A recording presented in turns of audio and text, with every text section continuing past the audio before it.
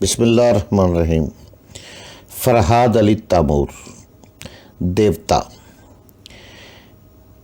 एक बहुत ही अच्छा दास्तान, एक ऐसे नौजवान की कहानी जिसकी सलाहियतों ने दुनिया भर के ताकतवर मुल्कों और इंसानों को धूल चटा दी।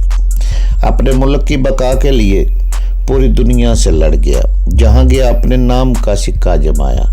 जिसे बचपन में न माँ का प्यार मिला न बाप का, जो माँ की गोद को तरसता रहा, जिसे नफ़रत ही नफ़रत मिली। तो जनाब, उसकी तरफ चलने से पहले आप प्लीज़ चैनल को सब्सक्राइब करें, लाइक और शेयर करें, ताकि हर आने वाली किस्त आपको फौरी मिल सके। देवता फरहाद अली तैमूर, किस्त नंबर 86। क्योंकि इस मुल्क में सिर्फ एक बैल मंडो ही ऐसा आदमी है जिसकी सोच के ज़रिए मास्टर यू से असल कातल तक पहुंच सकता है, इसलिए उसने बैल मंडो के दिमाग में उछल कूद मचा कर उसे अपना कलाकार बनने पर मजबूर किया होगा। ये तो नहीं जानता कि बैल मंडो जैसा खतरनाक फाइटर और जिद्दी इंसान किस तरह इसके काबू में आया होगा। ये तुम जैसे टेलीपैथी जानने वाले ही समझ सकते हैं। मेरी सोच बस यही तक है कि वो किसी तरह बैल मंडो से अपना काम निकालेगा। मैंने मुस्कुराते हुए तायद की, जी हाँ, मैं भी यही सोच रहा हूँ। मास्टर यूसी और इस तंजीम के दूसरे मास्टर बहुत ज़्यादा परेशान होंगे, क्योंकि उनके 2 अहम मेंबर बैक वक्त कत्ल कर दिए गए हैं, और वो ये भी समझते होंगे कि उनके कत्ल में किसी मामूली कातिल का हाथ नहीं है। कोई ऐसा शख्स वहाँ तक पहुँचा है जो स्टोफर की तरह जोड़ तोड़ का माहिर होगा। बहरहाल अब हमें इस पहलू पर गुफ्तगू करना चाहिए कि बैल मंडो तक कैसे पहुँच सकता हूँ, या वो मेरी तरफ कैसे आ सकता है। सईद ने दिलचस्पी लेने के लिए अपनी कुर्सी पर सीधे होकर बैठ गए। मैंने उनसे पूछा, सबसे पहले आप ये बताएं कि इस बस्ती का नाम क्या है जहाँ बैल मंडो और उसके आदमी रहते हैं। इस बस्ती का नाम मुंगरी है। वो बहुत ही मुख्तसर सी एक साहली आबादी है। हम कानून के मुहाफ़िज़ अब तक यही धोखा खाते रहे कि वहाँ सिर्फ गरीब मछेरे आबाद हैं। मैंने पूछा, क्या वहाँ तहकीकात के लिए पुलिस के आदमी नहीं जाते? क्या ये कभी नहीं सोचा गया कि इन मछेरों के दरमियान बैल मंडो नामी एक दौलतमंद एक शानदार कोठी बनाकर क्यों रहता है? सईद ने अफसोसनाक लहजे में कहा, हमारे मुल्क में हर जगह रिश्वत की लानत फैली हुई है। पुलिस का महकमा भी इस लानत से पाक नहीं। मैं ये नहीं कहता कि सभी ऐसे हैं। अगर सभी ऐसे होते तो मैं भी रिश्वतखोर होता, क्योंकि मैं भी पुलिस का आदमी हूँ। मेरा ख्याल है कि पुलिस के जो बददियानत अफसर वहाँ गश्त के लिए जाते हैं, बैल मंडो से अच्छी खासी रकम लेकर चुप हो जाते होंगे। मैंने कहा, कोई बात नहीं, इनकी रिश्वतखोरी ख़त्म हो जाएगी। अब आप ऐसा करें कि इस पुलिस अफसर का पता चलाए जो आजकल वहाँ ड्यूटी पर जाता है। आप मुझे उसका नाम और पता और हो सके तो उसकी मसरूफियत के मुताल्लिक बताएं। यह मालूम करने के बाद उस अफसर का सामना करूँगा, उससे गुफ्तगू नहीं करूँगा, सिर्फ उसके दिमाग तक पहुँचूँगा। मैं अच्छी तरह गहरी नींद के बाद ताज़ादम हो चुका था, और अभी मेरे साथ चलकर वो मालूमात हासिल करने को तैयार थे। हाँ, क्यों नहीं, ये तो मेरा भी फ़र्ज़ है। मैं तुम्हारी सलाहियतों की वजह से इस फ़र्ज़ में दिलचस्पी लेने लगा हूँ। मैं तुम्हारे साथ इस वक्त मसरूफ़ रहना चाहता हूँ। चलो उठो। हम दोनों काटे से बाहर आ गए। बाहर 2 कारें महकमे की खड़ी थी। हम दोनों ने एक एक कार संभाल ली और वहाँ से शहर की तरफ रवाना हो गए। सईद की कार आगे थी, मैं इनके पीछे कार ड्राइव कर रहा था। इस वक्त हम दोनों ज़बान से गुफ्तगू नहीं कर सकते थे, लिहाजा मैंने सोच के ज़रिए कहा, सईद साहब, मैं आपसे मुखातब हूँ।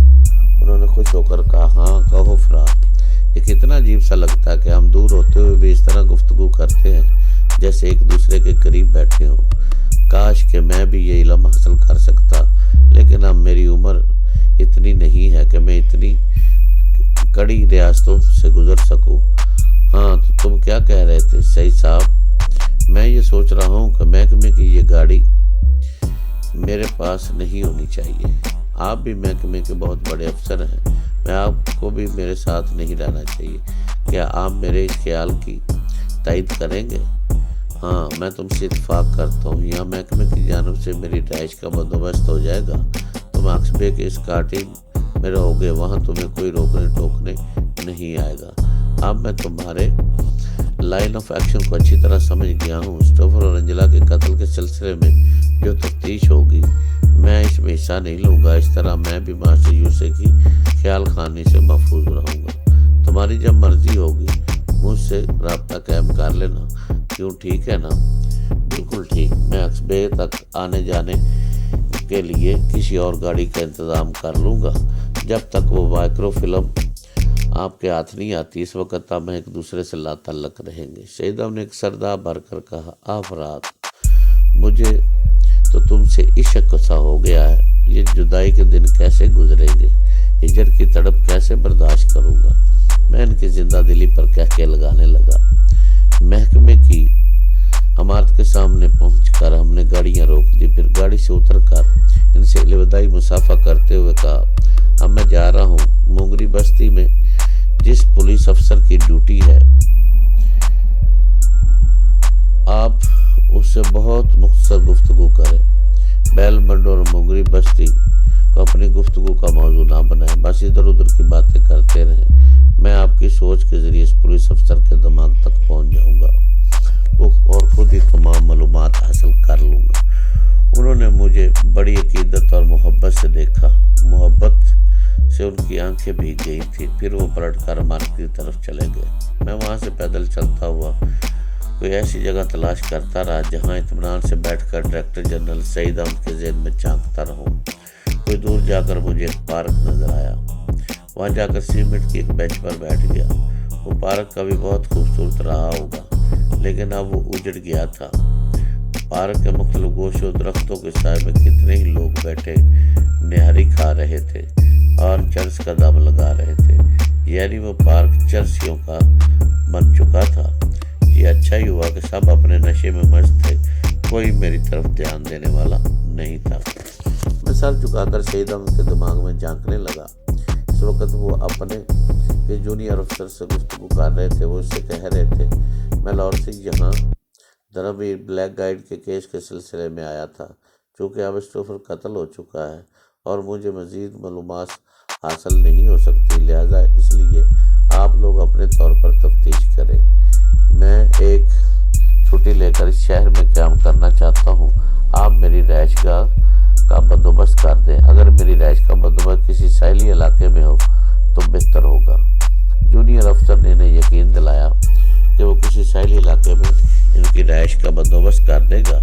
इसलिए मैं साहिली इलाकों का तज़किरा छिड़ गया और मोंगरी की बस्ती तक पहुंच गया। मैं समझ रहा था कि सईद अहमद कितनी ज़हानत से मेरी मतलूबा मालूमात तक पहुंचने की कोशिश कर रहे हैं। आध घंटे की गुफ्तगू में उन्होंने मालूम कर लिया कि इन दिनों मोंगरी की बस्ती में जिस पुलिस अफसर की ड्यूटी है उसका नाम नईम मिर्ज़ा है।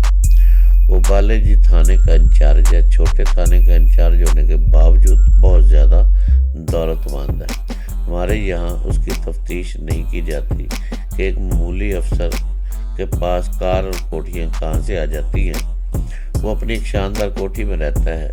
कीमती कार में बैठकर दिन में एक बार थाने जाता है और फर्जी खाना पूरी करके वापस आ जाता है। अक्सर शाम को शहर के बड़े बड़े होटल और क्लबों में नज़र आता है। सईद अहमद जब अपने जूनियर अफसर से गुफ्तगू करने के बाद वहाँ से उठकर जाने लगे तो मैंने इन्हें सोच के ज़रिए मुखातब किया, सही साहब, तमाम मालूमात मुझ तक पहुँच गई हैं। अब आप इत्मीनान रखें और एक माह की छुट्टी लेकर आराम करें। मैं ज़रूरत के वक्त आपसे रब्ता कायम कर लूँगा। के बाद थोड़ी देर तक उनसे रस्मी गुफ्तगू होती रही। फिर मैंने सोचकर रब्ता ख़त्म कर दिया। जब मैंने सर उठाकर देखा तो मेरे सामने वही उजड़ा हुआ पार्क था और वो लोग थे जो इस पार्क की तरह अपनी ज़िंदगियों को उजाड़ रहे थे। जब मैं ये सोचता हूँ कि मेरे मुल्क में नशे का जहर किस तेज़ी से फैलता जा रहा है तो लाख जहानत के बावजूद ये समझ में नहीं आता कि इस जहर का तोड़ कैसे किया जाए। हुकूमत के जितने ज़िम्मेदार महकमे हैं, बारी बारी इन महकमों के अफसरों की इस्लाह की जाए। शायद ये लानत ख़त्म हो जाए, क्योंकि कोई जहरीला नशा या जहरीली तहजीब हो वो सब ऊंचे तबके से आती है। गरीब तबका तो सिर्फ अपनी गुर्बत से मजबूर होकर मुआवजे के लालच में इस जहर को फैलाने के लिए अलाकार बनता है। इन्हें एक वक्त की रोटी, एक वक्त का नशा मिल जाए तो वो नशे की धुन में एक वक्त की खाकर 2 वक्त फाकों में गुजार लेते हैं और अंदर से खोखले होते रहते हैं। मैं ये सोच रहा था कि इस वक्त एक नौजवान मैले कपड़े पहने मेरे करीब बेंच पर आकर बैठ गया। वो कभी कभी की आंखों से मेरी तरफ यूं देखता था जैसे कुछ कहते हुए हिचकिचा रहा हो। मुझसे किसी के दिमाग की बात कैसे छुपी रह सकती थी। मैंने मालूम किया कि वो एक बहुत अच्छा मोटर मैकेनिक है, मगर नशा करते करते सूखा रेडियो का ढांचा बन गया है। अब वो मोटर के कुल पुर्जों को हाथ नहीं लगाता, निकाह से उसके हाथ कांपने लगते हैं। वो दिमाग इसलिए काम नहीं करता कि हमेशा नशे की तलब रहती है। वो सोचता है ज़रा नशा मिल जाए तो काम करने के काबिल हो जाएगा, और नशा मिल जाता है तो हाथ पाँव ढीले पड़ जाते हैं, फिर कोई काम करने के वो काबिल नहीं रहता। मैंने इसकी तरफ मुस्कुरा कर देखा।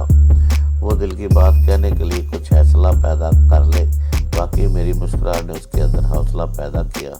वो झिझकते हुए बोला, मैं काम की तलाश में मारा मारा फिरता हूँ। फाके करते करते मेरी ये हालत हो गई है। घर में एक बूढ़ी माँ और जवान बहन है। मैंने बेरोजगारी के हाथों तंग आकर अपने मुतल्लक सोचना छोड़ दिया है, मगर जवान बहन के बारे में कैसे न सोचूं। अगर मैंने इज्जत आबरू से उसे दुल्हन बनाकर रुखसत ना किया तो न जाने क्या होगा। मैं गरीब हूँ और बहुत गरीब के घरों में झांक कर देख चुका हूँ। जो लड़कियाँ बड़ी उम्र तक ब्याही नहीं जाती, पहले उनकी आंखों से हया मरती है, फिर खानदान की इज्जत का ख्याल ज़हन से निकल जाता है। वो खुद को बेमुशर्रफ समझती है और कूड़े करकट की तरह घर के दरवाजे से बाहर आ जाती है। फिर रास्ते पर हवस की झाड़ू लगाने वाले इन्हें बटोर कर ले जाते हैं। मैं डरता हूँ कि कहीं मेरे घर का वो कचरा भी सड़क पर ना आ जाए। मैंने इसकी तरफ गहरी नज़रों से देखते हुए कहा, नशे की एक खूबी है कि इंसान तरंग में आकर लच्छेदार बातें करता है, जैसा तुम कर रहे हो। तुम नौजवान हो, अगर वाकई गैरतमंद होते तो अपने हुनर को चमकाने की कोशिश करते। मैंने बहुत अरसा पहले तुम्हें इसी शहर में एक मोटर मैकेनिक की हैसियत से देखा है। क्या ये गलत है कि तुम अपनी ज़रूरत से ज़्यादा कमा लिया करते थे? ये बात सुनते ही उसने नदामत से सर झुका लिया। मैंने उससे झूठ कहा था कि मैंने उसे एक मोटर मैकेनिक की हैसियत से बहुत पहले देख चुका हूँ। ये सब तो मैंने उसकी सोच के ज़रिए मालूम किया था। उसने शिकस्त खुर्दा अंदाज में कहा, आप मुझे बगैर न समझे, मेरी बीमारी ने मुझे इस काबिल नहीं छोड़ा कि अब मैं कोई काम कर सकूं। तुम्हारी बीमारी नहीं, तुम्हारे नशे ने तुम्हें तबाह किया है। तुम शायद मुझसे किसी किस्म की मदद तलब करने आए हो, मगर दोगले बनकर आए हो। इस वक्त तुम्हारे दिमाग में नशे की तलब है और ज़ुबान से अपनी बहन की जवानी का अलमिया पेश करके मुतासर करना चाहते हो। क्या ये शर्म की बात नहीं है कि एक बहन जो अपनी इज्जत आबरू की हिफाजत करती है, कई वक्त के फाकों के बावजूद घर की चार दीवारी में बैठी है, तुम सरे राह उसका तज़किरा ऐसे करते हो जैसे उसे चारा बनाकर अपने नशे की तलब पूरी करना चाहते हो। मेरी बात सुनते हुए शर्मिंदगी से पहलू बदलने लगा। वो सोच रहा था, मैं क्या करूं, मैं बेगैरत नहीं हूं, लेकिन ये आदमी एहसास दिला रहा है कि मैं नशे की तलब में बेगैरत बन रहा हूं, मगर क्या करूं। सुबह से एक कश लगाने के लिए अपने अंदर कई बार मर चुका हूं। अगर जल्दी मुझे एक पुड़िया न मिली या चर्च का एक सिगरेट न मिला तो मैं सचमुच मर जाऊंगा। क्या मैं मर जाऊं, लेकिन मरने के बाद ये नहीं मिलेगी, फिर वो नशे की जन्नत आबाद नहीं होगी। हाय कैसा सरूर आता है, एक कश लगाने से ही मुर्दा जिस्म में जान आ जाती है। मैं इस जिस्म को मार दूंगा या गैरत को मार दूंगा। मेरा पड़ोसी दीनू अपनी गैरत को मार चुका है। वो अपनी जवान बेटी को कहीं ले जाता है और बड़ी बेफिक्री से 3 वक्त की रोटियां खाता है। उसकी जेब में हर वक्त चर्च के सिगरेट होते हैं। दीनू मुझे भी यही मशवरा देता है। जब मेरी जेब में पैसे होंगे या चर्च का एक सिगरेट कहीं से मिल जाता है तो मुझे दीनू के पास मशवरे पर जाता हूँ तो बड़ा गुस्सा आता है। कभी ना मेरी बहन के बारे में ऐसी बातें करता है, लेकिन जब सुबह शाम तक नशे के लिए मेरा बदन टूटने लगता है और मैं मरने लगता हूँ तो दीनू मुझे फरिश्ता नज़र आता है اور بہن گھر میں پڑا ہوا کباڑ نظر آتی ہے جسے کسی کباڑی کے ہاتھ فروخت کر دیا جائے تو چسکے کتنے ہی سگریٹ اور کتنے وقت کی روٹیاں نصیب ہو جائیں۔ اس طرح ماں بھی بڑھاپے میں فاقے نہیں کرے گی۔ پہلے ماں مجھے گالیاں دے گی، پھر پیٹ بھرے گا تو وہ دعائیں دے گی۔ حالات انسان کی دوگلی زبان بنا دیتا ہے، اور وہ اسی طرح سوچ رہا تھا۔ میں سن رہا تھا۔ میں نے اپنے آپ سے کہا، فرحات علی تامور، تم جو انسانی دماغ کی دنیا کو کھنگالتے ہو، کبھی دنیا میں قدم رکھو جہاں غربت اور بھوک ایک بھائی کو اپنی بہن کا محافظ نہیں بلکہ دلال بنا دیتی ہے۔ ٹیلی پیتھی صرف ہنگاموں کا نام نہیں، یہ ایسا علم ہے جس کے ذریعے زنگ آلود دماغوں کو مانج کر چمکایا جا سکتا ہے۔ کیا تم اصلاحی کاموں کے لیے قدم نہیں اٹھا سکتے؟